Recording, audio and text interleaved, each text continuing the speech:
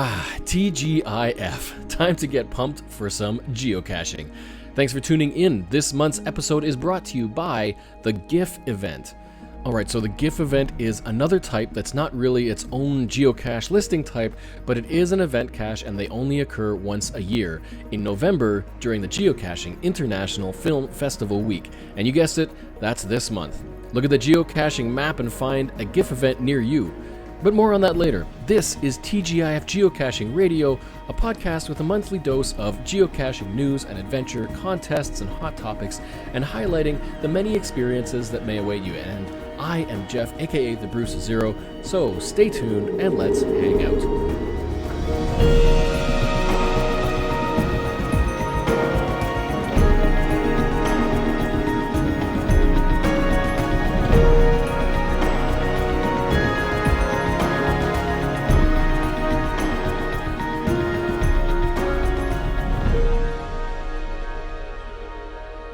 Well, y'all, it is the first episode of the second year of TGIF. This is episode 13, and it's only one show a month, but it's still a lot of work putting these together, and I hope you are enjoying the show. I've kind of moved into podcasts from videos, even though I still have a lot of videos to create in the queue. So still stay tuned on YouTube because there are more coming once life settles back down. There's just so much going on. So thanks again for all of your feedback and for tuning in and listening.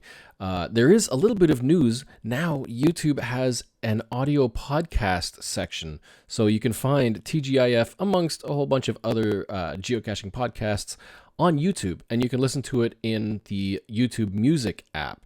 And it'll play it back just like other podcasts, which is pretty cool for free.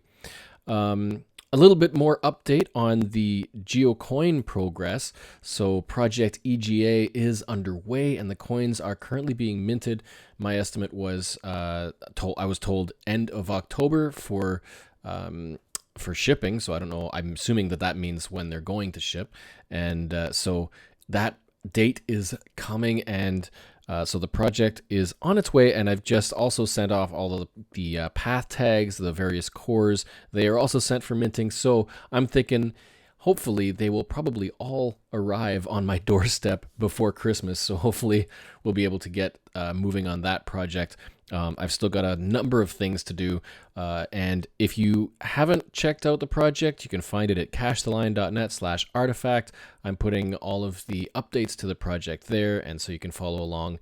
And if you're interested and curious, you could also still order from there. I'm really excited about what's coming down the pipeline for that project. Time just can't move fast enough. Anyway, we're moving into November, and so that means it is GIFF month, Geocaching International Film Festival, and this is the 10th year, the 10-year anniversary of Geocaching International Film Festivals, and it's GIFF, not GIF. I just had to say that. So I'm also prepping for a local GIF event. I'm hosting another one. Again, finally back in the theater. We'll be able to get everybody into the theater to watch on a big screen and cinema quality. And so it's a lot of work setting that up, getting the rental, and then designing content, having a lot of fun with it. It's a great opportunity to join the community all together, to meet new people, introduce new people to geocaching as well. So if you aren't hosting, then make sure you find a local GIF event near you and post your will attend. Let the host know that you're going to be coming, and enjoy the community, enjoy the people, get chatting, start that geo chat, and watch the films, because there are some really creative people making these little short films, generally under 5 minutes, and they could be entertaining, they could be informational, documentary, but most of them are just fun. It's a great family event, so look for one and make sure you get to one. That will be during GIF week, which is November 9th to 19th. All right, so coming up in this episode, we've got news from HQ, a review of the Geocachers Creed, some adventure highlights like a look at what's called a Via Ferrata, some real-life portals, fun geocaching stories, and best of all, a wonderful interview with the illustrious traveling caching lackey, Mia Wallace, or Annie Love, or call her what you will. She's used to it, and she'll be sharing about her experiences at HQ and around the world. But first, let's dive in to review what's happened this month officially in geocaching from HQ.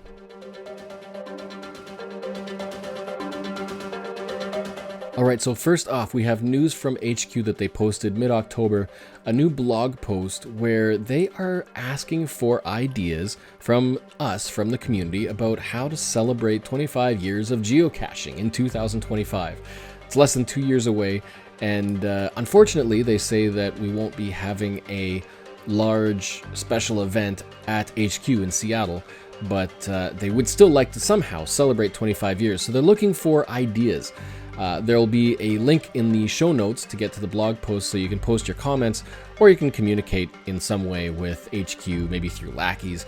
But it is too bad that there's not going to be a massive exodus of geocachers from around the world visiting HQ in 2025, but you know, they probably need a breather. But definitely looking forward to 25 years of geocaching, another major milestone to look forward to in 2025. Next up, we have an update to the Adventure Lab app. On October 19th, they pushed out an update where they're providing a little more statistical analysis of Adventure Labs that you have already found or partially completed.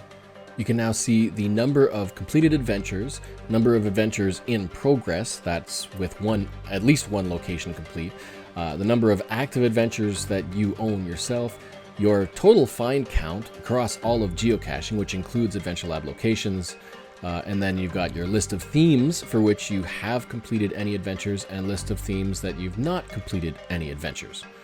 So again, those can be found by visiting the profile option in the app and then tapping the statistics line, and there you'll see your count of completed adventures, in progress adventures, and the ones that you've created, plus your find count, and then the breakdown by theme. Themes are kind of like attributes on caches, so you might see all these numbers of all these different themes. That's not individual adventures that you've completed or locations, because adventures can have multiple themes applied to them. So that's just a number of how many theme tags, I guess, you've collected across all of the adventures that you have either completed or begun. And looking at it for me, I've got under completed, my highest, most completed theme, or most collected theme, is apparently history. And then walking tour is second. And then, yeah, scrolling all the way down to sports, I only have one sports theme. Anyway, that's something that you can now peruse in the latest version of the Adventures app, so make sure it's updated. And finally, let's take a look at all of the major events that are happening around the world. There's nothing in North America, and there are no mega events in November. But there are two mega events happening in Germany in November, and both of them are mega GIFF events. I'm not even going to try to pronounce the names and butcher them, but, well, I guess Germany knows how to geocache.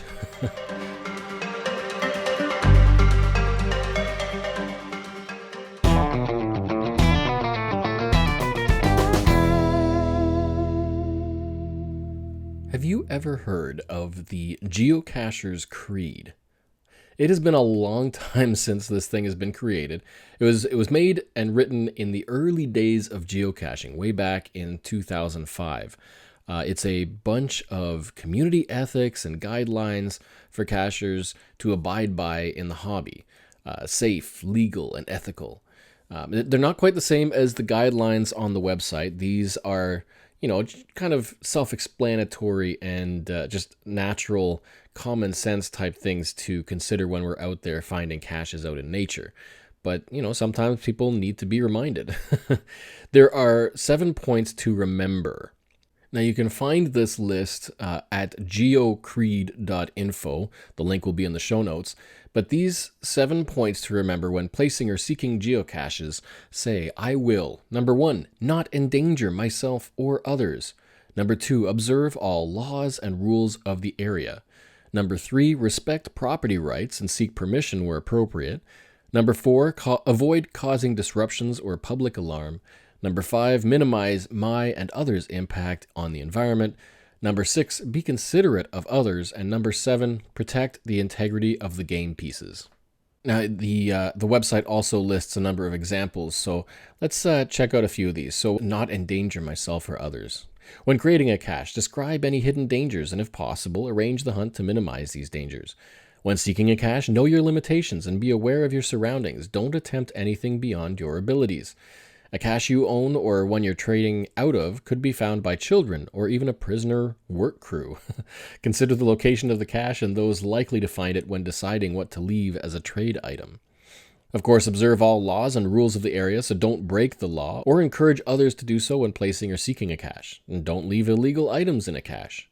There's a whole bunch of examples for the other ones, but I want to take a look at be considerate of others because, you know, the hobby has evolved over the years and our community is so huge now worldwide, relatively speaking, so I think there's some good tips in here. Some examples are treat other geocachers civilly, in the field, in the forums, or wherever your paths may cross. Don't spoil the hunt for others. Allow them to experience the cache as its owner intended. Promptly alert the owner of any issues with their cache. Make minor repairs if you can, it'll save the owner a trip. Cache owners appreciate feedback. Write an online log. Send an email or otherwise let the owner know about your experience with their cache. I mean, these days it's all about the online log. Only place caches you can maintain and respond promptly to problem reports. If you exchange trade items, trade kindly. Consider what future finders would like and leave something equal to or better than what you take. If you place a traveling item into the game, attach a tag that describes its goal so that others can help it along. If you pick up a traveling item with a tag describing its goal, move the item toward its goal if possible. Contact the owner if you have a traveling item for more than a couple of weeks or so. You know, a lot of these are just, general nice etiquette that'll help your community, well, I guess, like each other more.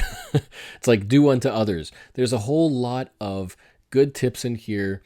Obviously not required, but, sometimes people need to be reminded that you're not alone playing this game. There are other people. And so this creed it's always good to come back to this every so often and just remind yourself how to play as a good sport in this hobby, thinking of others above yourself. So be sure to check that out if you haven't already at geocreed.info. The link is in the show notes.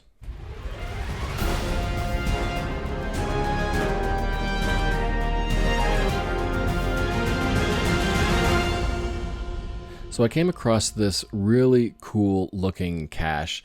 It's in Scotland. I can't remember where I saw it, but I think somebody posted photos on Facebook. But it's called The Chain Walk Returns Again. It is GC1HE5M. And this is a chain walk, or what we would otherwise call a via ferrata.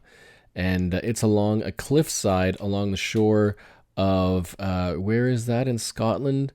It just looks absolutely fantastic. It's north of Edinburgh. And so there's a whole bunch of photos on there, but it's what we call a via ferrata, or that otherwise translated means iron path. It's like an experience where you might need equipment, but you're basically walking along rungs and holding on to chains that are attached to rocky routes and pathways through foothills and mountains and cliffsides, and that you can find these worldwide. This particular one is 2 difficulty, 4.5 terrain, and I feel like I should have added this to my itinerary when I was visiting the UK a couple of years ago. I have yet to do a chain walk, and this, I'm looking at the photos and it just looks fantastic. But I found another bookmark list of other via ferrata caches located across Europe, and that's BM4J9G8. Again, the link is in the show notes. And I also found one in Alberta in Canada called Mount Stelfox via ferrata, and it's GC6E3HW. It is literally climbing up a mountain face on these iron rungs. And it's just, and that one is a 5 difficulty, 5 terrain. It is equipment required. The description and the owner says it's 3 to 4 hours round trip, and it's a 180 meter climb. Wow. If you really want to feel your palms moisten, I'll put a link to an article in the show notes that shows a number of the most famous via ferratas around the world. And You can watch one of the videos from China and oh my word. But there are some that have geocaches on or around them, so something to look for if you like that kind of extreme adventure. Apparently, the geocache that was at the 5-5 on Mount Stelfox, it used to be at a spot where you had to disconnect yourself from the cable and take a few steps off of the intended trail on the mountainside in order to find and sign the cache. There was a recent maintenance log from the owner saying that he's now made it so that it's within reach and you don't have to disconnect yourself. Oh man. Anyway, that's just another example of a type of geocaching adventure that, yeah, not everybody can do or will even want to do, but sometimes it's just fun to live vicariously through those who do.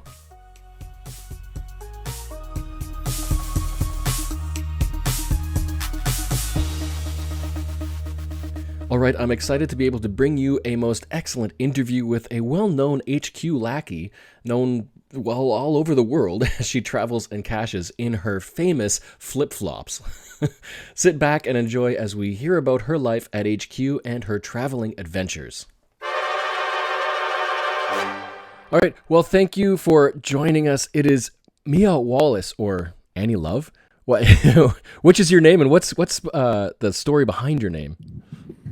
Yeah, so my real name's Annie Love. Mia Wallace is just a character from the movie Pulp Fiction, which is one of my favorite movies. So I've kind of used that as an online persona name here and there. So I even have the geocaching account under that, which is not active, but it's sometimes one of my test accounts if needed. Because Love is such a unique last name that it seems like Annie Love might be your alias.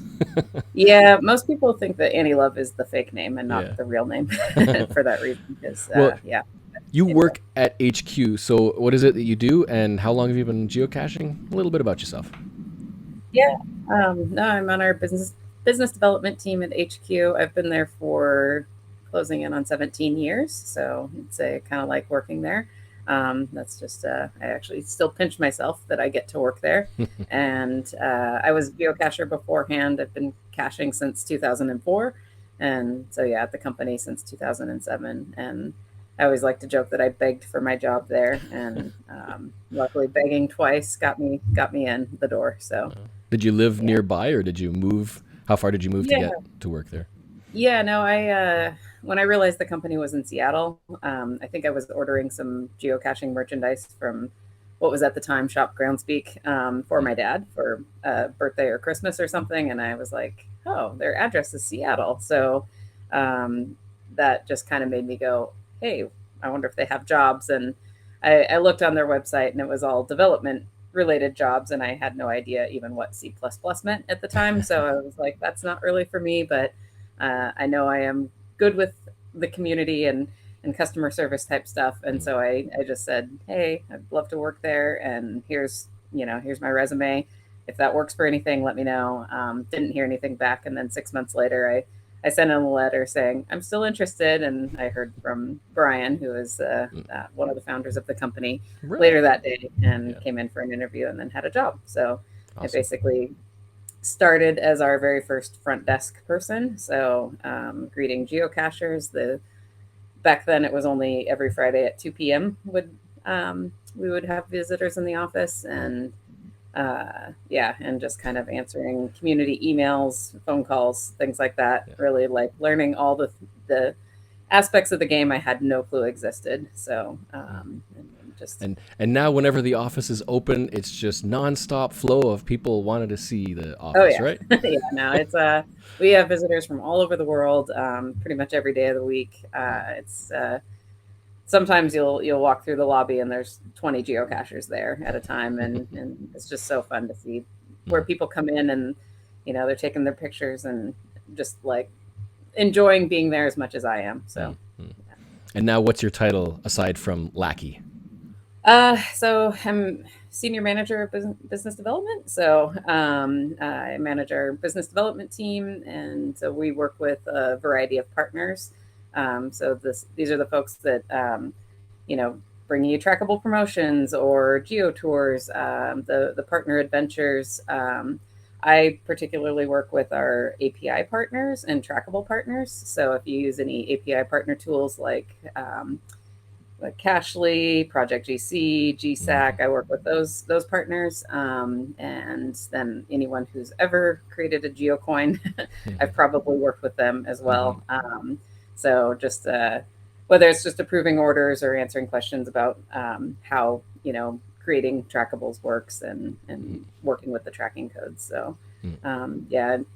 Done a variety of things, worn many hats at the company over the years. So I've been our staff photographer, taking pictures for Shop Geocaching, or I also manage our logo licensing program. So if you want to use the, Signal the Frog on a T-shirt that you sell, then you would be talking to me to get a license agreement for that. So yeah, that's good. And one of those hats.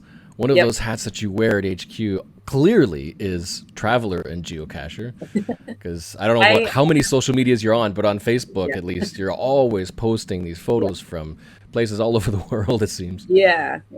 So it might come as a surprise. That's not all for work. So it's mostly for fun.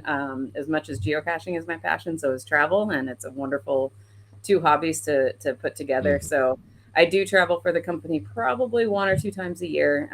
We like to get out and go represent the company at mega events, but then I'll end up at several other mega events just because it's my passion too. But yeah, there's hardly ever a trip where geocaching is not part of it for me, or a driving factor as to where I go and what mountain I'm climbing, or what old cache I'm going to find, or whatever, just getting a new county.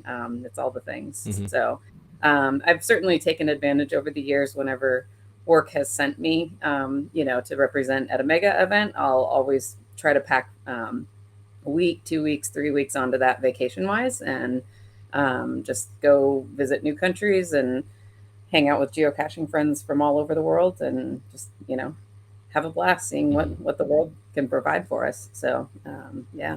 Yeah, well, I think there's, I don't know, probably at least 9 out of 10 geocachers would probably consider your job a dream job.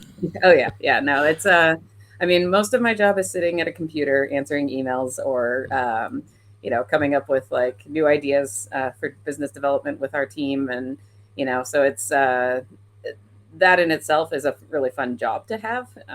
But yeah, it's definitely a lot of like sitting at a computer. And so I sometimes wish that there could just be a role where I could just be out geocaching and constantly going to every event imaginable. But yeah, it's there's some give and some take, and there's also a lot of fun to come from being able to come up with ideas and have some influence on how the game grows over time, or seeing trends in the game and saying, hey, cool, geocachers out there are doing this. Can I find an API partner that can help, make that tool easier, or something like that? So, that's really fun to be part of that side of the game and not just playing it. And, Is there a recent idea that you've really liked that's been implemented? Gosh, that's a loaded question. There's so much, What can I say? What can't I say? Yeah. Yeah. So, I would say some of the stuff, using some of our partner applications, I'll use Cachly quite a bit, because it's there's some things on there that that partner has implemented that kind of have helped me. They've certainly helped me find a first to find that was available. And so there's little things like that that you can kind of gain some inspiration from. I wouldn't necessarily say that the company always looks for things that way. It's just more of what is the community doing, and how can we make the tools better for the community? So if we see trends of what people are doing, it's like, cool, well, maybe make that easier for them to do it, so.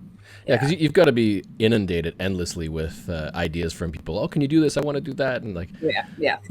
Every time I go to actually representing with my Lackey shirt on at an event, it's hey, you know what you ought to do? and there's some fantastic ideas. And, I've gone to a lot of GeoCoinFest megas over the years since I work with the trackable program, and it's hey, it would be cool if they could do this or you can do that, and I'm like, those are definitely things that I've been like, oh yeah, I'd love to see that happen, but when you look at the very long list that we have to work on and to ways to improve, it's just everything. There's so much, and we're still a small company. We've grown quite a bit since I started, but we're still very small, and so you kind of have to be picky and choosy. And I'm kind of glad that that's not my department to decide what we focus on at the company. I can certainly say, hey, I'd love to see this happen, but yeah, it's a hard task for our product team to decide, like, cool, this is going next on the roadmap. So yeah, I don't envy that. I know in one of my past in one of my past jobs, we had to do the same sort of thing. We had the programmers and the developers, and then we had the bosses and the president, and there were the project managers in between who had to translate between the two. Yeah. There's so much stuff to get done. Yeah, well, and just in my own role with API partners, they have a long list of asks, and so it's I have a team that I work with in the office where we kind of talk about the requests that come in and say, yeah, this is something that we might not get to as a company someday, so we'd love to see what our API partners can do with it, or and we can't say yes to all those asks, but we can certainly consider what our development team is able to do and run with what we can. So yeah. Well, and that's the other thing as well. It's like Project GC's been around for a while, and they've implemented a whole lot of things just on a whim that a lot of people use. Oh, yeah. So you're faced with the question: can we or should we develop something similar officially on our website, or just let them handle it and things like that? Like you can imagine, those are the kind of questions you got to deal with all the time. Oh, for sure. And the folks that are using Project GC, those are going to be the hardcore folks. Like probably yourself or me, and so the brand new person to the game isn't going to know what that tool can do for them. Once they get obsessed, then they'll learn. But so as a company, we always have to think about, like, cool, what's going to be the greater good for everyone, if they're brand new to the game or not. So I know that definitely plays some influence in what we do. Yep. Well, I also want to interject quickly, because when this episode airs, I think it's maybe about a week or so since happy birthday. Oh, yes, thank you. It was your birthday. Did you celebrate by going geocaching? On my birthday? No, I was traveling back home to see my family. So, but I did go out and I found a really cool cache that was favorite point worthy on Saturday. So it was kind of birthday weekend. I had I like travel, I like adventures, whatever. So my cousin and I often go hiking in North Idaho whenever I go home to visit. And so we're like, great, let's go do this hike. And happened to notice that the hike was up to a mountain lake that you could also drive up to. So I told my parents, like, hey, if you want to drive up and meet us up there, that'd be cool. We can maybe do some fishing in the lake. Because I guess my grandpa used to fish there a lot back in the day. And so anyway, then it was like, well, why don't you bring the kayaks if you can just drive up? And so, they brought the kayaks up. I did some fly fishing on the lake. And then I noticed that there was a geocache not too far away. And I was like, oh, I want to make sure I go find this. And man, the view on the way to the geocache was absolutely stunning. And I think it was kind of an older cache, ammo can. So just what you love to find. And everything was in great shape. And it was just those moments where you're just kind of in a special outing and you get this incredible view that you didn't know you were going to get and everything. So just all the pieces put together, I was like, yep, favorite point. So yeah, that was fun. So are there any big trips that have really stood out? Any memorable experiences during your geocaching travels, your significant, excellent geocaching adventures? Yeah, there's quite a few of those. Some, quick highlights. I come to mind. I did my very first tree climb for a cache 15 meters up in a tree. So awesome. That was really cool. It was just doing the pressicking up with the rope and equipment required tree climb. Equipment required tree climb. That's a whole other level. Yeah. And so That was down in Australia. I went down to Australia for a mega event down there. Had a blast with the community.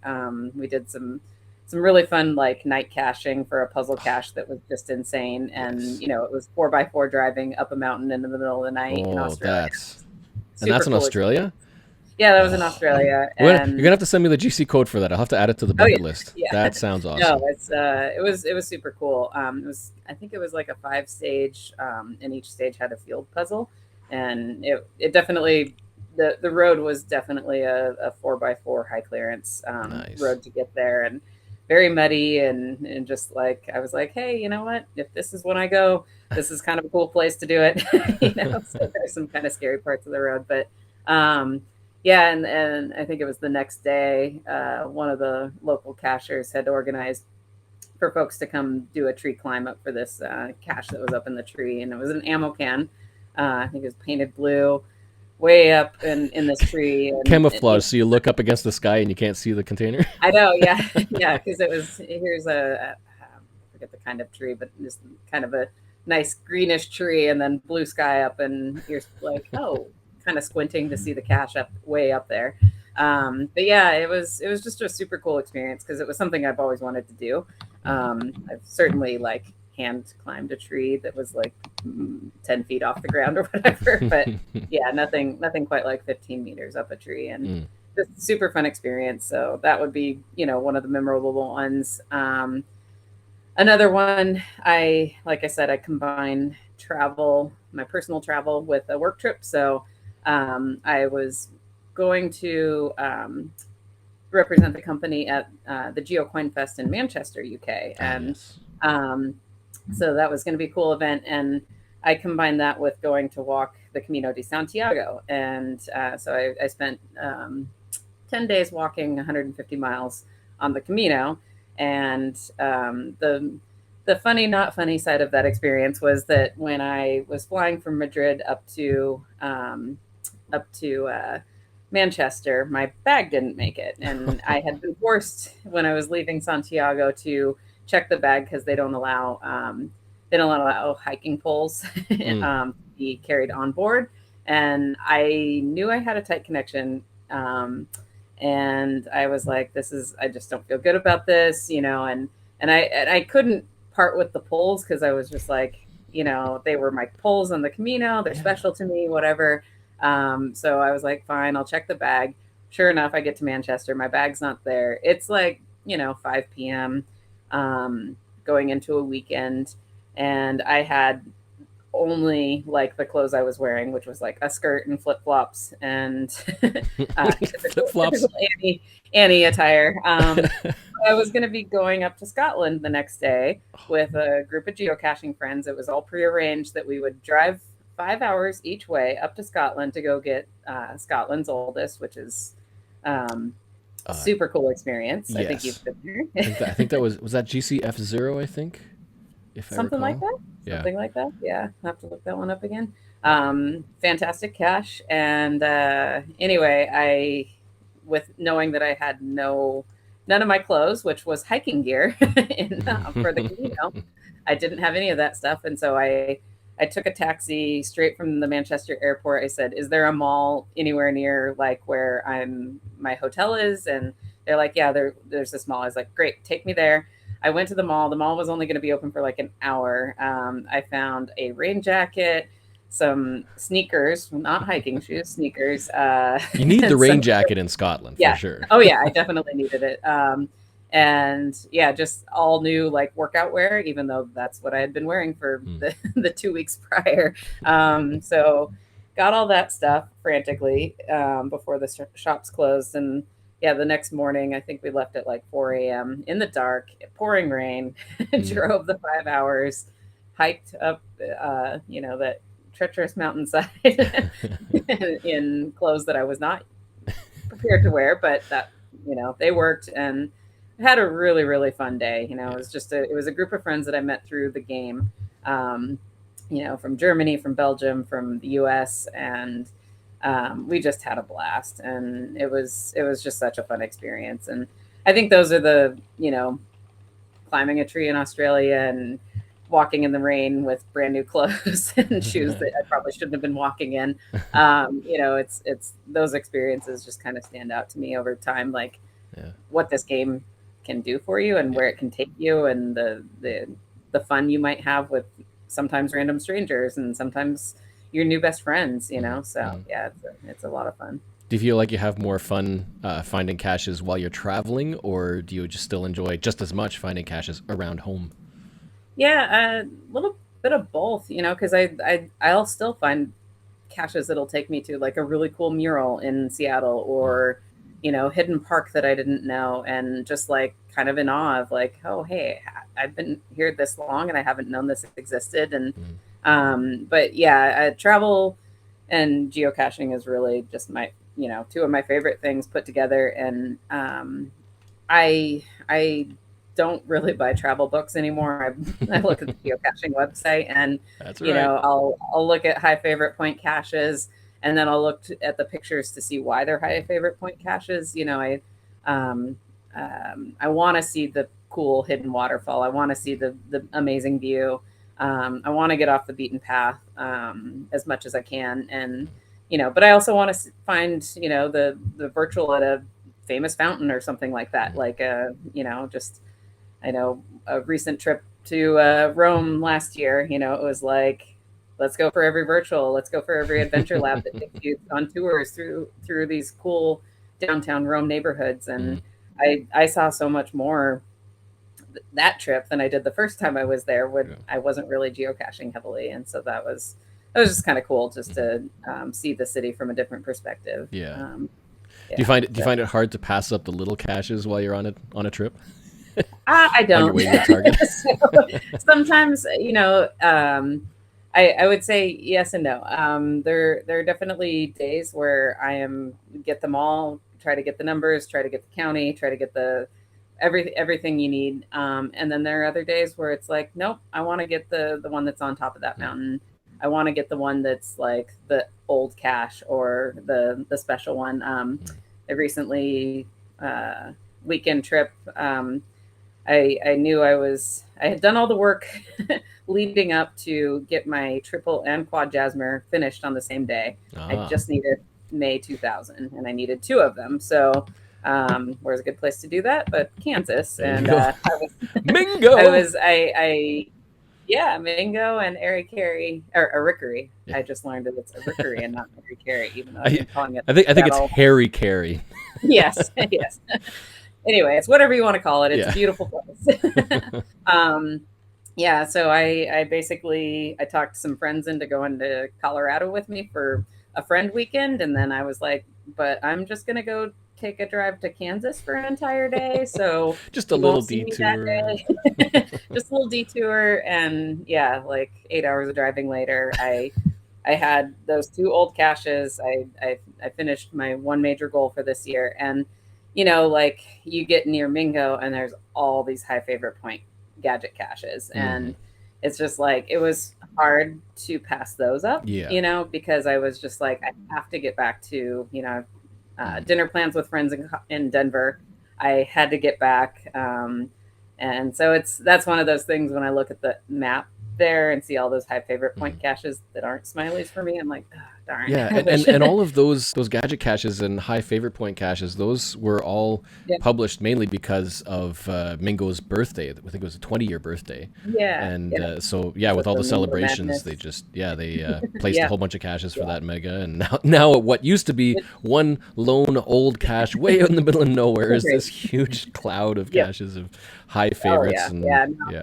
And I did stop for a couple of them, but I, just looking at the clock, I was like, yeah, those are ones I'm going to have to pass up. But in the meantime, on that same trip, I did get a lot of new counties. So every time I was across another county line, I was like, cool, I'll get this one. And then when it was becoming crunch time and also pouring rain, I finally decided the last few counties I would just leave for another trip. So, but then you've got to go and look at the map and see a couple of holes on there for the longest time.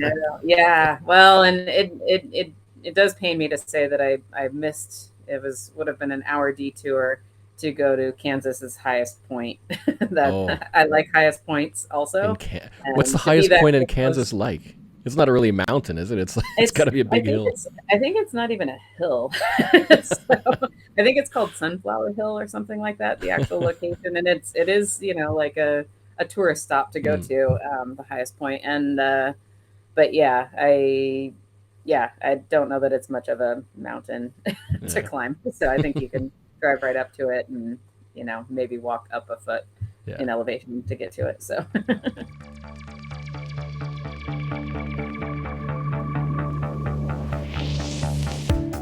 It is time for the Patron Adventurer of the Month. Cache the Line is supported by a band of excellent adventurers through Patreon who graciously pitch in and help the channel and podcast. This is all possible because of their support and for this content to be published freely for you. And for this show, our Patron Adventurer of the Month is Red-Headed Fury. RHF has been a faithful patron for almost 3 years, but even better, she's 1R of our illustrious geocaching gang, Team Fart, with 2 R's. The group has made an appearance in a couple of geocaching videos on Cache the Line. She's an enthusiastic camper, a Girl Guide leader extraordinaire, experienced geocaching traveler and adventurer, and an amazing friend. Thanks so much to Red-Headed Fury. I'm so grateful for your ongoing support of Cache the Line. And you too can help support Cache the Line and unlock bonus content and collectibles like path tags and participation in the upcoming Project EGA. Just visit patreon.com/cachetheline. patreon.com/cachetheline. Thanks so much for your support.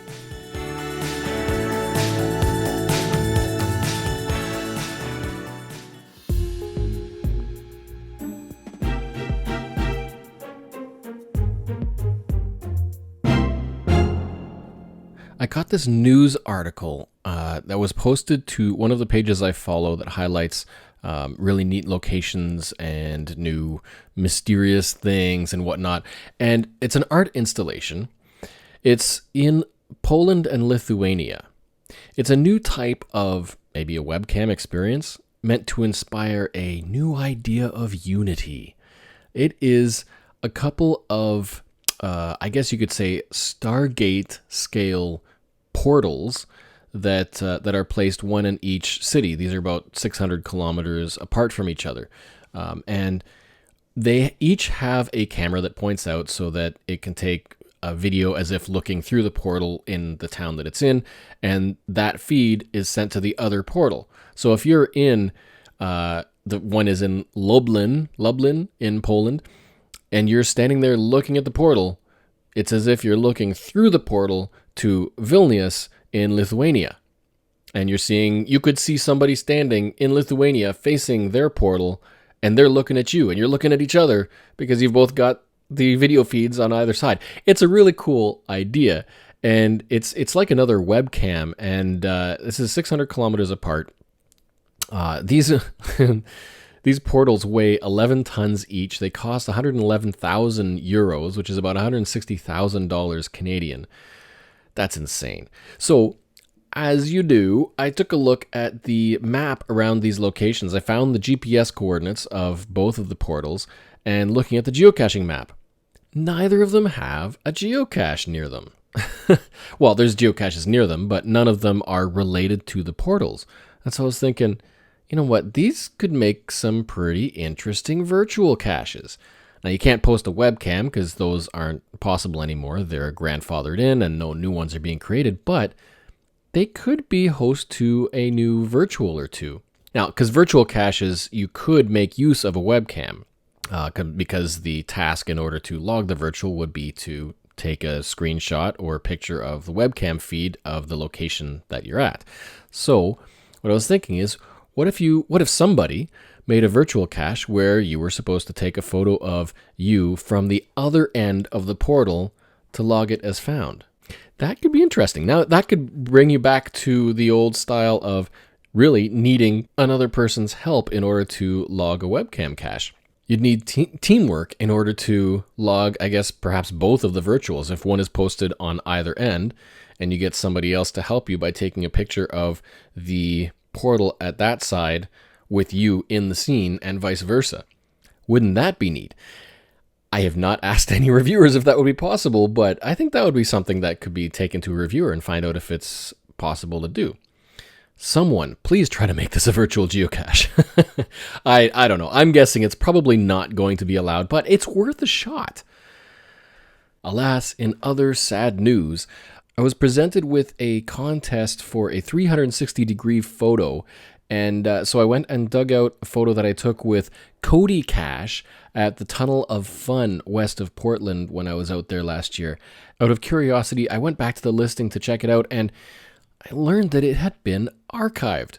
It's GC1EWZ9, and it looks like someone must have reported it to a reviewer that there's a no trespassing sign there, because there's no mention of it in recent logs, just the reviewer log saying that they would like the cache owner to check on it and verify it. But unfortunately, the cache owner hadn't looked at it in quite some time, and so sadly, the reviewer had to make the call to archive it because the cache owner is not responsive. That was an awesome cache, and I have a video for it, and that should be coming out soon. The Supernauts also went and visited that cache, and you can find their video on YouTube. That's a regretful turn of events. And it's funny because that cache itself is kind of Portal-ish. It was an awesome one to visit, a nice high terrain, and it was pretty cool to do with a 360 camera. So that's a video to look forward to. That's going to be a fun one to edit as well. Another cache has bit the dust.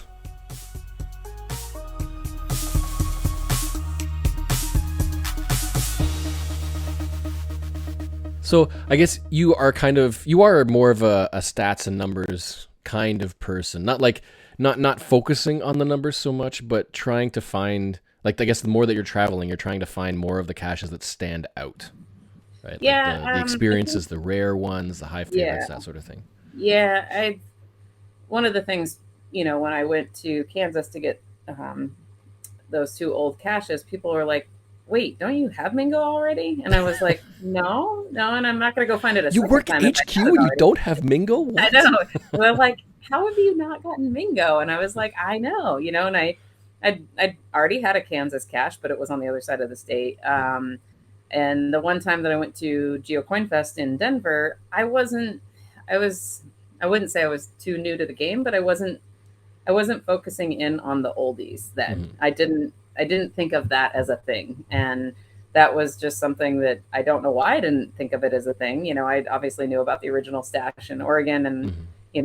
Like some other old caches I knew about, Camel's Prairie in Idaho, things like that. But I for whatever reason, it just hadn't like clicked to me that go for the old caches. And mm-hmm. so, yeah, here I was 3 hours away from it and mm-hmm. I just avoided it then. And so I had to plan the special trip just to go get it, which was totally worth it. And so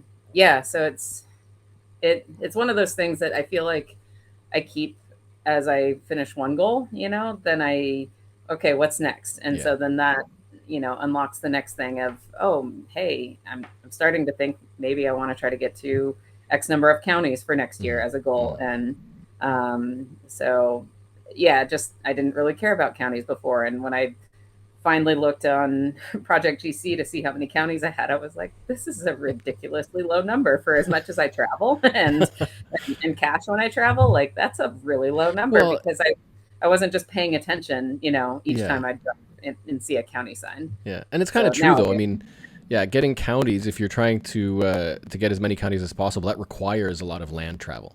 Yep. But if you're just traveling from place to place, you're just kind of stopping in one spot. You just fly into a city, you get that one county that city's in or whatever. So now I'm trying to be a little bit more like, okay, if I'm going to go to this place, what, now I start researching what's the oldest cache nearby, what's, mm-hmm. What are the counties I don't have near there, or is it, for traveling out of the country, where can I get a new country souvenir, because that's something I like to collect too. And, like the oldest, I've got several oldest caches around Europe and several around the US. But I'm just like, I wouldn't mind getting all of them at some point. So, it's kind of like the more that you go geocaching and take a look at your statistics and your profile, is kind of like your horizons slowly get broader and broader, and you see all the variety of experiences that are out there. And Yeah. it doesn't always attract everybody, and some people are more travelers than others. But there's something, Yep. I think, a little thrilling about going somewhere that you haven't been before. That's Right. rare. It's Yeah. a once in a lifetime type of trip, and you just have to get a cache there. But it's got to be Yeah. a good one.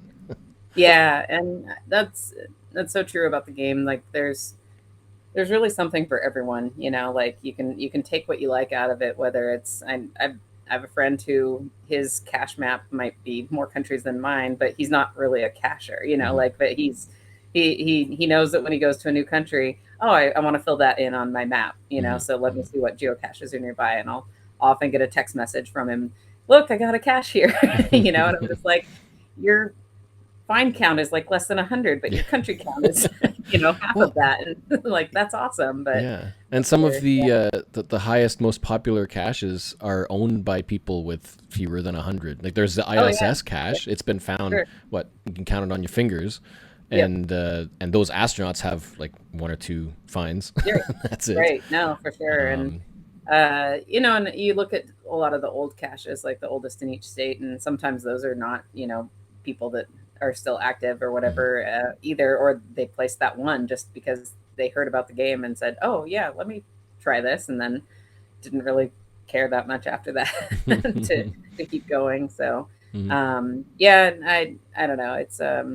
It's just fun, like to have the different things, and I do, my behavior or my interests in geocaching changes monthly, I would say, almost. Like sometimes I'm like, want all the numbers. I need to schedule going to a power trail with some friends, or I want, I'm not going to cache that much this month. That just not because I don't want to, just like, hey, You don't need to.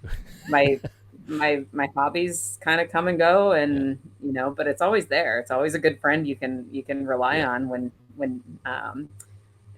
you do that. And sometimes if it's been like a month since I've found a cache, I'll go caching and I'll be like, oh yeah, I do really love this game. And And so and if it's been that long since you've gone caching, then the board game locally is refreshed a little bit. There's I a few know more exactly. caches to find. So yeah, yeah, and that was definitely hard during the one time I did a streak. Was, I started the streak in Seattle too late. I'd already found most of the caches in my area, so just having to drive most days just to be able to keep that streak alive. So, How much but do you want to invest in the numbers? That's the question, yeah, especially but these I days with I gas wanted prices. I wanted that thing checked off my list of things to do. I've completed a year caching every Yeah. day, and so it's like cool, and that's part of the obsession and the fun is setting that new goal for yourself and following through with it. So Yeah. Yeah. yeah, yeah, I'm Well, hoping to hit 20,000 caches this year. So I'm eh, a little over 100 and some change away from that. So gonna be working on that, but I want just to get. use the location list for that Oh, for okay. You're that you're saving 20,000 that for a mark. good milestone. Yeah. Yeah.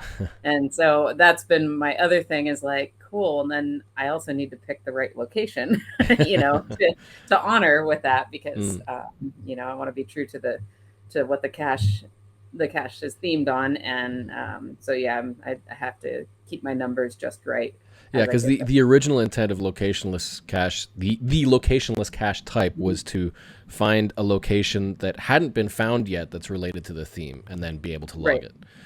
Yep. I don't think you have to do that with these new ones right now.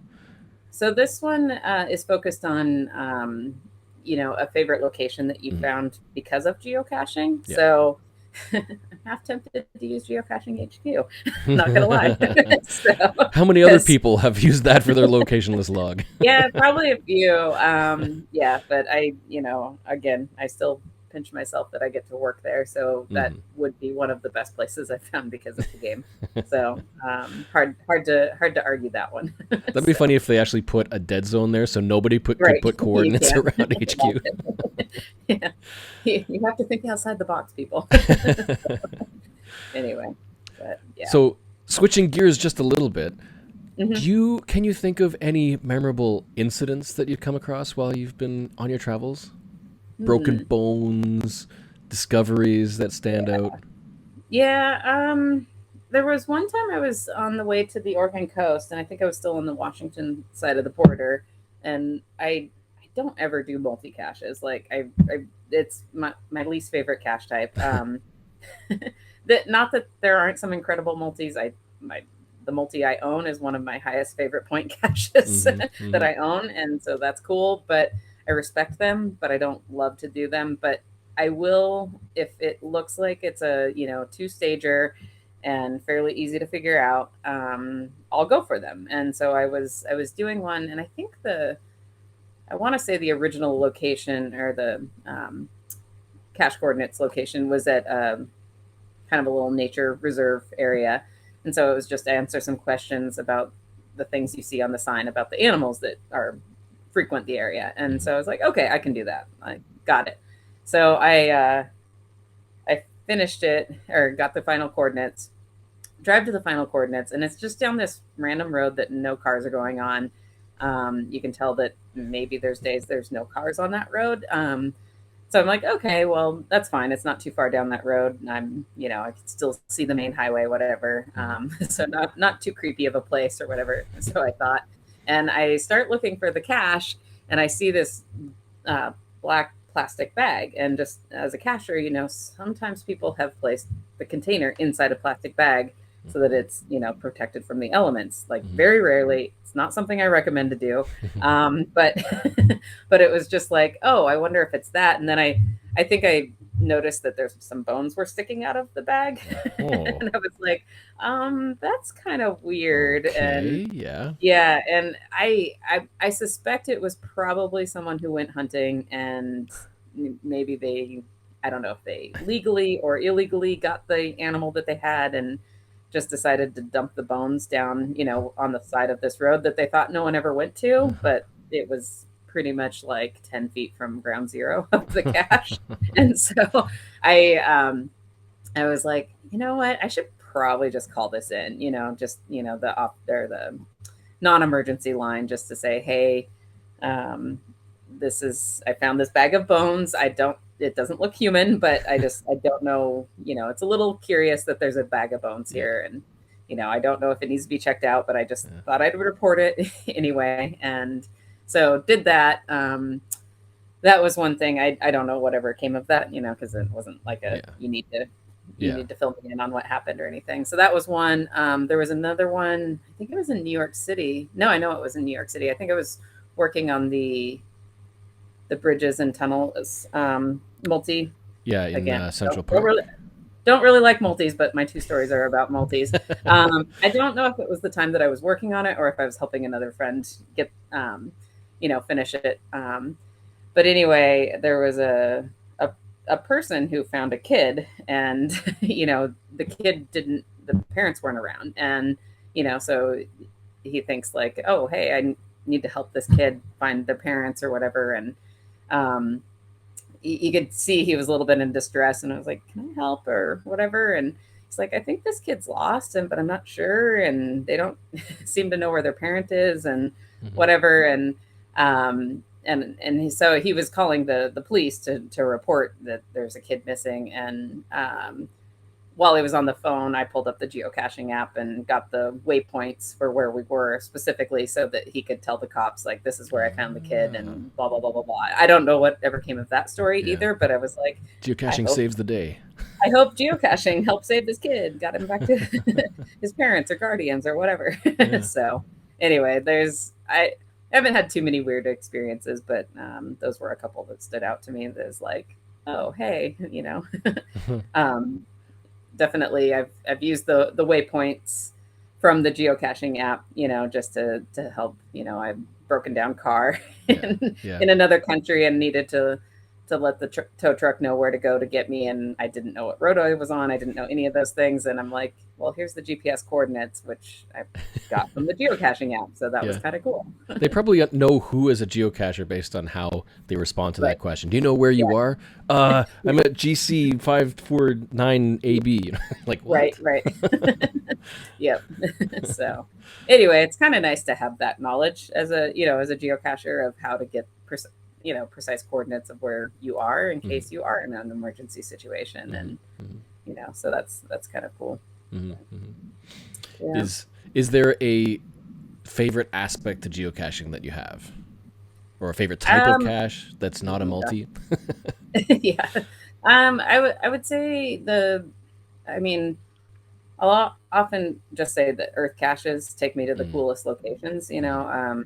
Obviously Iceland, going around there. Oh, You know, yes. it's just like all you have to do in Iceland is go to the Earth caches and you're gonna find all the cool spots. Yeah. You know, whether I find the cache or not, that's a different story. I I just feel like if I already got the personal smiley on my face, I don't, you know, if I get the geocaching smiley, that's just a bonus. So, and that's how I definitely plan a lot of my travel is by looking at Earth caches, virtual caches, and because most of those people have uploaded a lot of pictures for them, and they tend to be the more high favorite point caches. I would say, you know, the other thing that I never expected when I started the game, or you know, my first years playing it, was the community side of it. I didn't know that, you know, I learned from my dad back when you weren't supposed to tell people what you're doing, that it's, you know, it's a secret game. We don't talk about geocaching, whatever, you know. And so, you know, it just, you pass a cacher, you might give a look to someone you know is out caching, but like otherwise you don't want people to know what you're doing. And you know, that's the not secret the case society, that knowing glance. Yeah.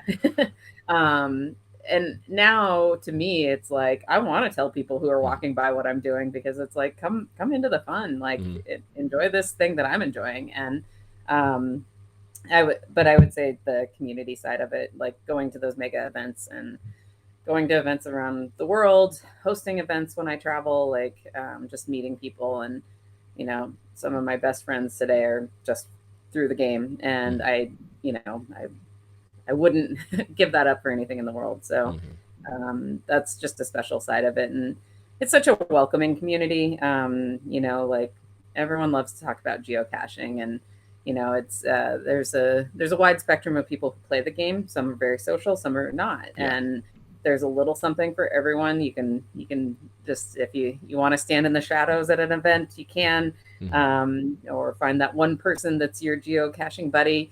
Or if you want to say, hey, great, I'd love to host an event and have 500 plus friends here, you know, you can do that. And that's super cool. So yeah, I know around here we're trying to figure out how to get more community involved and knowledgeable of the fact that there are events that you can attend. Because I mean, you go caching in your local area, and you're always seeing these names of people you've never met them before, and you rarely ever see their names. There's just lots of people who are finding these caches, but you never see them at events either. And so, yeah, I mean, you can publish events, but if they don't have notifications, or if they're a basic member, they may not know about the events. And so, yeah, we kind of also rely on things like social media. So Facebook or Twitter or X or whatever, there's groups, or TikTok, there's topics. And usually your local area will have a social group that people can join. And so, we try to make it so that, you know, if it's easy if somebody's curious and they search out geocaching, then the platform might prompt them to join a group that is local to you, or one of your other friends has joined this local group that you might be interested in, or something like that. But just we got to encourage more people to come out to events, because the community is huge. There's so many people. Why aren't they coming out to events? I know. Yeah, it's I think sometimes people just, you know, when I started, I didn't know events were a thing, and granted, they were very limited back when I started. So, you know, but I think sometimes it takes people a little bit of time. I've certainly seen people saying they don't know if they would feel comfortable going to an event. And I think that was a recent blog post or something that HQ put out of, like, here's what to do. Here's your guide for attending events. And you could see some people's comments were just like, yeah, it's not easy for me to go do things like that. And I'm afraid people won't want to talk to me. And it's like, yeah, if you go, you'll realize, you know, fairly quickly, you'll find people to talk to. It's a side of the game that I never imagined. And it's just like fulfilled my life so much more. And so I obviously would encourage anyone to go to an event, you know, go on those local Facebook groups. And if someone's saying, hey, I want a caching buddy, like, you know, you can probably trust them. You can probably, like, you know, I've certainly gotten in the car of complete stranger, like I said, in Australia, to go 4x4ing and gotten in a car someone who I couldn't communicate with because they only spoke French and I couldn't speak, French, and drove in the woods in France, to go do a Klettersteig cache. And it was just like, this is what I'm doing today. And I know I'm okay because this is a really nice and welcoming community. And, they're going after the same things you're going after. So they want to have the fun and get the smiley on their profile. So you can almost tell just by the look on their face and how they're talking about the hobby when you're around, whether they're a real geocacher. And And that's the thing. I have friends that are, like I said, every end of the spectrum. There's the hardcore cacher that has over 100,000 finds, and the cacher that's maybe found 10 but still loves the game. It's like that like we said before, it's that shared wink, that little glance with another geocacher while you're out on the trail. It's like, what are you up to? You have a GPS in your hand. Are you geocaching? Yeah.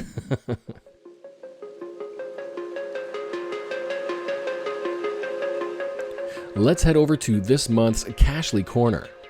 Sometimes I'm on my phone or pad and I'm not near a desktop, and I come across this location that I would love to visit at some point in the future, but I don't know if there's any caches nearby. A really quick and easy way to help create this bucket list of caches to visit is to grab the GPS coordinates from that location, usually from using Google Maps to find it, and then copy out the GPS. And then you can paste that into Cachely's search area, which is located at the top of the map view. So if you paste the GPS coordinates there, it'll take you right to that location. And then if you turn off all of your filters, so tap the little filter icon, disable all filters, it'll just do a search of everything that's in the vicinity of that pinpoint. And I find that to be just such a convenient way of quickly creating a bucket list of caches to find. So thanks to Cachely for sponsoring the episode. It's my go-to geocaching app, and I would say the best on iOS by far. It's unsurpassed by any other geocaching app in features and quality, and the app alone is worth a few bucks for its features. I highly recommend this app whether you're a veteran geocacher or just starting out in the hobby. Find it in the App Store or by visiting www.cachely.com, CACHLY.com.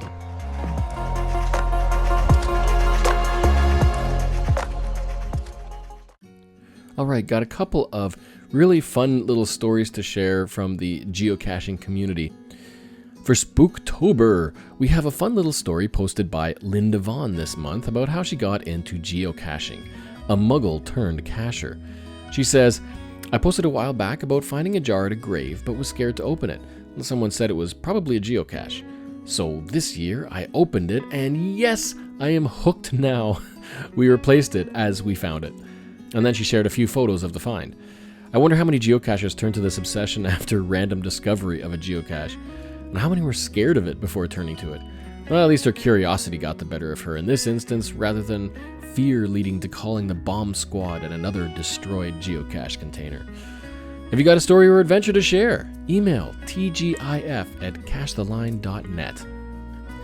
And next up, we have a story from BJ McFeet, who shared a tidbit of trivia, a nugget of knowledge, a fun fact about the first to find. Way back in 2000 with, you guessed it, the very first geocache, or GPS stash at the time, placed by David Ulmer. And he wrote, the first person to ever find a geocache was my father, Don McFetters. He and Dave were friends. My father admired Dave's genius and fun. They went on many adventures together, even when Dave moved from Oregon into the Southwest desert. For years, he and my mom went south in the winter just so Dave and Dad could explore by motorcycle. The way I remember the story, Dave called my dad to come over, and when he arrived, Dave thrust a GPS device and a piece of paper with a latitude and longitude into his hand and said, "Find this." So Dad took off driving through the countryside until he found it. Back in those days, Dad called computers time wasters, so there wasn't any record of his find. Dad and Mom still live in Boring, Oregon, and he loves to visit with people. He walks almost every day, but his memory is slipping away and doesn't remember much anymore. How about that?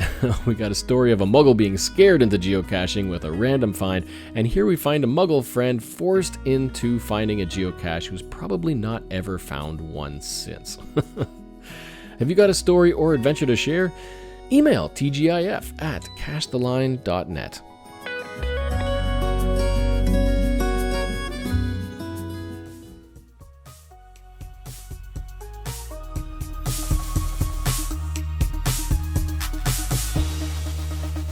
I was going to ask you if you have any tips to leave us with, but you just talked about get out to some events as well. Do you have any other tips to leave for people? Yeah, I think I wrote about this fairly recently, but just like for cache outings, like yeah, group up with some friends. If you've already got the caching friends, just say, hey, great, cool. When are we going out? What are we going to do? Like, and it can be nice with the groups because one person might be the planner and hey, I've got the cache list here you go, here's the link to the cache list, and all right, cool. Another person's like, cool, I've got the snacks, I've got whatever. That's always just kind of fun. And what else? Yeah, always remember a pen. Or be creative. I've certainly used like a blade of grass or dirt. You ever signed the log in blood? I haven't done that yet, but I could see, if it's a cool cache that I'm really like, I did the work for it. I earned it. I found it. I'm gonna make sure I sign it. Yeah, I would say, picking goals for yourself, for the year, and attainable goals. Like it doesn't have to be something extreme. I tend to have like a variety of goals. So one might be like a more extreme one that is going to require certain stuff to make it happen. Or, another one might just be like, hey, I want to get my event count to a round number this year or something like that. I'd say the other thing that I do is just combining of hobbies, like it's, if you like kayaking, if you like hiking, if you like, rock climbing, use the tools on the website to find those caches. So find the little island in the middle of the lake that has a cache on it.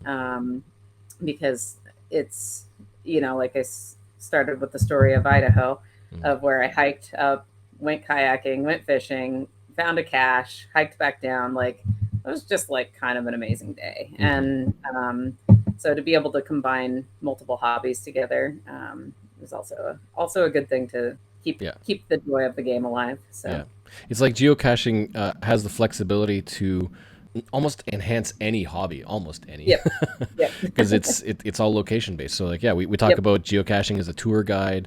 If you're ever traveling anywhere and you're curious about places to go, you just do a search in a local area and you can find places that the owner is most likely going to be local, knows the area, provides information about it, and you have the history of people who have visited that cache, whether it's physical or virtual or whatever. You have first-hand experience, and it's generally going to be active and in good condition, and so you're up for a great experience if it's something that you want to see. So geocaching is a tour guide for pretty much any hobby that'll take you places. Yeah. And that actually reminds me of another tip I'd say is, don't be afraid to message the cache owner if you're going to like someplace that's far away to get the extra tips. There was one time I was going to Liechtenstein and it was going to be my first time going to the country. And of course, when I looked at the map back then, it was like, I don't know, 50 caches total in the country. And I'm like, oh, maybe I can get all 50 in 2 days. Yeah, right. So couldn't get that, but one of the caches that I wanted to find was like a T4, and I didn't fully know why. And so I reached out, and on the cache page, the owner specifically said, hey, I live nearby here, so if you need some tips or if I'm free, I'll even go with you. And so I messaged the owner, asking for some tips, and turns out he was free the day that I was going to go there. And so he ended up going with me, and I was very glad he did because it was kind of a legit T4. I was definitely thinking like I could roll down this mountain and die today. And it was a very steep free climb, and I wasn't super prepared for that mentally, but knowing that I wasn't alone definitely made it so that it was something that I could do, and it just was another one of those great experiences. And I went with a random stranger up to free climb on the side of a mountain, and maybe not the best judgment, it's the don't tell my mom until after it's done type of story. But yeah, I just knew, knowing from my experiences in the game and that messaging this guy, I felt totally comfortable with that, and I was happy that I went with him to go to the cache, and it was like, cool, that was a really fun experience. So don't be afraid to message the locals and ask them for tips, or I mentioned earlier, I'll host events places that I travel, and I do that specifically not to be representing the company. It's for me to get to know the local cachers and to have a fun, different experience. And, I remember hosted one in Ireland the first time I went there, and I am still friends with some of those people today. And, anytime I go back there, I host an event just so I can see those people again. And, climbed a mountain in Ireland with, with some of them. And, it's just kind of, it all started because I decided to host that event when I went there. So. Yeah. And I think a lot of owners that own a geocache that's really popular are more willing to want to meet people from out of town and out of country if they're travelers. Like roadsides, I think most cache owners would be like, oh, it's there, you can go find it. But if you've got like a cache that's got 1,000 favorite points, or it's a huge hike or something that they visited a couple times a year or something, they will most likely want to come out and help you find it, or be there with you, or give you tips, that sort of thing. For sure. Yeah, and that's sometimes I wish I had more time, and a friend saw that I found Mingo, and they're like, oh, hey, I could have met you and celebrated with you. And I was like, I know, I wish I had more time, but I didn't know what time I would be there, and I have to get back home. And, hindsight's 2020. Like I should have just planned more time, and because I knew I could have had a fun experience with a friend there, but there's always more to find, and there's never enough time to find them. It's true. You can't quite cache them all. So, Well, thank you, Annie Love, for joining us. It's great to hear from you from the back end of HQ a little bit, and all that you do in your work. So, and thank you for all that you do. Thank you. Well, I can send a big thank you to you also for what you do, and the whole community. I mean, this game doesn't happen without the community, and people have to place caches for me to be able to go out there and find caches, and same with events, so I'm always so appreciative of everyone who plays the game and adds to the game. So for sure. Yeah, it's like geocaching is a living entity. It's a living service that, you're not just a worker. You're not just a worker. You're also a customer. No, I've said that many times in life, that I might work for the company, but I'm also one of our community members. And, so that's often what guides me in work of what would I want as a player, and so, and I would say the same for fellow lackeys. Many of us are avid geocachers, and so, we work with the same mindset. Yeah. Well, thanks for joining, and I hope you have a great week, and happy caching.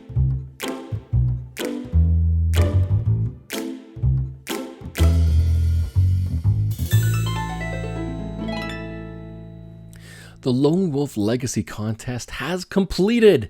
Since last year, I had a contest running for anyone who finds all the hidden words in a video series I published, sharing the adventure to a very, very remote virtual geocache in Northwest Ontario called Jimmy's Castle. This Lone Wolf Legacy video series was a cache tour of that trip, highlighting many memorable geocache stops with a destination at a heritage homestead constructed by one solo man, one lone wolf. An extreme, excellent geocaching adventure for sure, but those who complete this contest are on the list to receive a special exclusive prize, the Lone Wolf Core, a path tag and bonus in the Cache Line Cipher Coin series, which can lead to even more future bonuses. There's an extremely limited run of 50, so the first 50 to complete the puzzle are contacted to claim the prize. Anyone who completes the contest past those 50 are still in line to receive one if any earlier winners fail to respond and complete the claim. So, if you haven't yet, you can still be on the list if you complete the task by visiting the Lone Wolf Legacy video playlist on YouTube that you can find at cachetheline.net/lonewolf. Watch for 11 special words that are highlighted by a smiley face in all but one of the videos. Once you've got them all, string them together and visit cachetheline.net/ and then append that string of words with no spaces or punctuation and follow the instructions there. You can also find the instructions listed in the show notes and on the Lone Wolf video playlist. Coming soon, listen and watch for the revelation of a new game that I've been developing for a few years as codename Project EGA, which will be tying into these coins and this particular bonus prize. I'm excited for the day you'll finally be able to see it in full. Patrons are already in the loop and periodically gain exclusive sneak peeks of the game in development. Expanded playtesting is also coming soon, so don't forget to follow Cache the Line on social media and watch for announcements and teasers.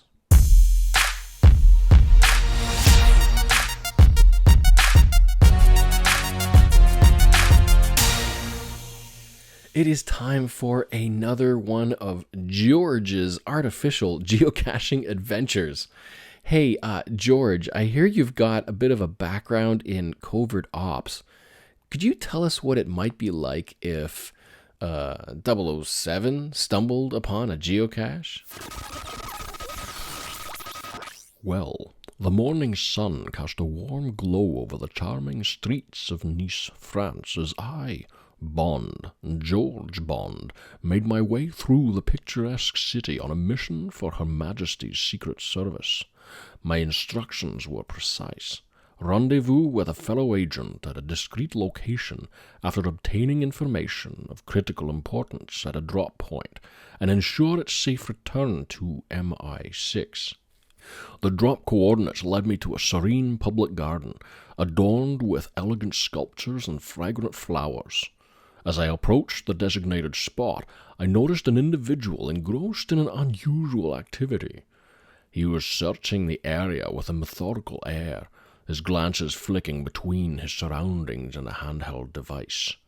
Intrigued by the man's actions, I decided to keep a watchful eye on him while remaining discreet.